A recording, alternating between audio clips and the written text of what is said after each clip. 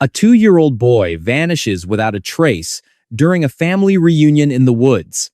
Hundreds of people search for him, calling his name, combing through every inch of the forest, but he's nowhere to be found. Then, just hours later, he's discovered on a remote island in the middle of a swamp, completely dry and unharmed, miles away from where anyone thought he could possibly be. How does a toddler manage such an impossible feat? Hi everyone, you're listening to Thousand Fragments. The moment no one saw, the memory no one kept. I'm bringing it back. Drop a comment below and let me know where you are today. I'm all ears. And let's begin.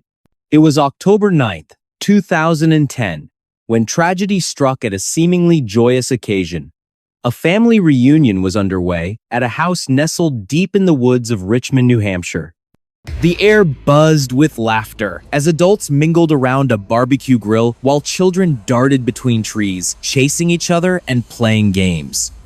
Among them was Rowan, a bright-eyed 2-year-old boy who adored animals. His siblings and cousins were nearby, running freely under the watchful eyes, or so they thought of their parents and relatives. As the afternoon wore on, Rowan wandered off, after spotting something that caught his attention, a cat. This wasn't unusual. Rowan loved cats, and often chased after them whenever one appeared. Several adults noticed him disappear into the dense brush but assumed someone else would keep an eye on him. It wasn't until much later, when Mr. Griffin realized his son was missing, that panic set in. He frantically asked the kids if they'd seen Rowan. They replied vaguely, saying he had gone after the cat. When he questioned the adults, they echoed similar responses, yet none knew exactly where Rowan had gone. By then, it was clear that Rowan wasn't anywhere near the gathering. The group quickly organized a search party, yelling his name and scanning the surrounding area. But as minutes turned into hours, the reality sank in. Rowan was nowhere to be found. With darkness approaching, Mr. Griffin called 911 immediately.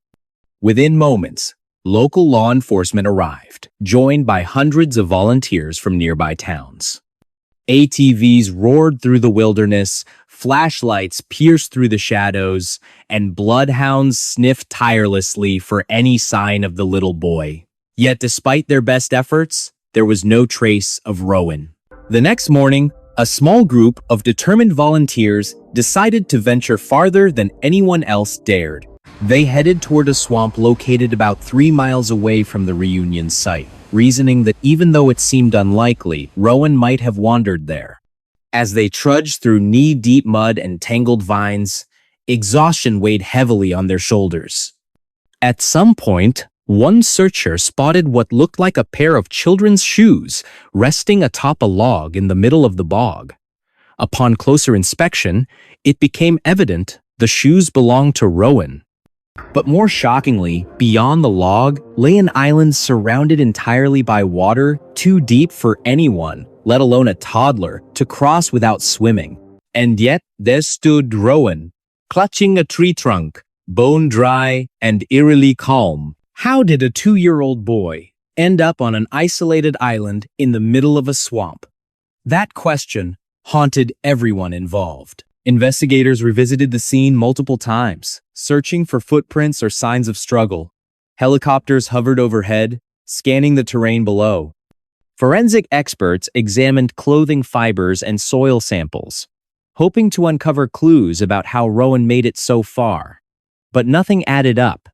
There were no tracks leading to the swamp, no evidence suggesting another person had carried him there. For all intents and purposes, Rowan's appearance on the island defied logic. When questioned later, Rowan offered a peculiar explanation. "The cows watched me," he said softly, staring blankly ahead. Confused, investigators probed further. Had he imagined seeing cows in the woods? Was he hallucinating due to fear or fatigue? Or perhaps, most unsettlingly, had he encountered something or someone that manipulated his perception? No cows existed anywhere near the swamp or the reunion site, leaving authorities baffled. To make matters stranger, The location where Rowan was found wasn't far from the infamous Bennington Triangle, an area known for its history of mysterious disappearances. Could supernatural forces have played a role? While skeptics dismiss this idea outright, others couldn't help but wonder whether Rowan's case might share similarities with those unsolved mysteries. Backtracking to the events leading up to Rowan's disappearance reveals even more unanswered questions. Why didn't anyone notice him wandering deeper into the woods? How long had he been gone before anyone sounded the alarm? Neighbors recounted hearing faint cries earlier in the evening, but attributed them to wildlife or distant traffic. By the time searches began, precious minutes and possibly critical leads had slipped away. Months passed, and theories abounded. Some suggested Rowan may have been abducted by an unknown individual who later released him onto the island. Others speculated he might have stumbled upon a hidden trail only visible to him, guided instinctively to safety. Psychologists weighed in, proposing that young children possess heightened survival instincts capable of guiding them through dangerous situations. However, none of these explanations fully accounted for the sheer distance Rowan traveled or why he remained perfectly dry despite being surrounded by water. Fast forward to modern times, and technology offers tantalizing possibilities for unraveling secrets long buried. In 2023, advancements in GPS tracking and drone surveillance prompted researchers to revisit Rowan's case. Using thermal imaging drones equipped with AI algorithms, they mapped out potential routes Rowan could have taken, analyzing temperature changes and vegetation patterns. Surprisingly, the data pointed toward a narrow corridor of land barely distinguishable beneath layers of moss and fallen leaves. Could this have been the path Rowan unknowingly followed? Meanwhile, public fascination with Rowan's story grew exponentially thanks to true crime podcasts and documentaries dedicated to exploring his bizarre ordeal. Listeners debated fiercely, speculating about everything from alien intervention to secret government experiments. One listener named Brian Carter gained prominence after identifying parallels between Rowan's disappearance and other cases involving inexplicable reappearances. His findings sparked renewed interest, drawing nods of agreement from participants during online forums. But here's the twist. Rowan wasn't the only child to experience something extraordinary that night.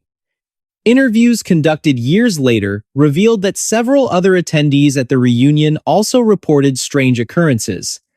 A teenage cousin claimed she saw glowing orbs hovering near the edge of the forest shortly before Rowan went missing. Another adult described feeling an overwhelming sense of unease, as though invisible eyes were watching them. These testimonies, though dismissed initially, now take on new significance. Could Rowan's journey have been part of something larger, something beyond human comprehension? The atmosphere shifted dramatically as forensic genealogy techniques identified potential links between Rowan's case and others across the region. Researchers traced connections back to individuals living near areas frequented by families during outdoor gatherings.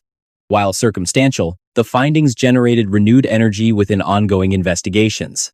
"We're closer than ever before," declared Detective Mark Thompson during a press conference held amidst heightened tension. Cameras flashed as reporters clamored for answers, underscoring the significance of this development. Yet, despite these advances, fundamental questions remain unanswered. Who or what guided Rowan to the island? Why did he appear completely dry despite being surrounded by water? And perhaps most hauntingly, what role, if any, did the other attendees play in his disappearance? These mysteries weigh heavily on those closest to the case. Emily Grant finds herself haunted by dreams of shadowy figures whispering riddles she cannot solve. Brian Carter spends sleepless nights researching obscure archives, searching for patterns others might have missed. Even casual observers feel drawn into the vortex of uncertainty surrounding this infamous tragedy.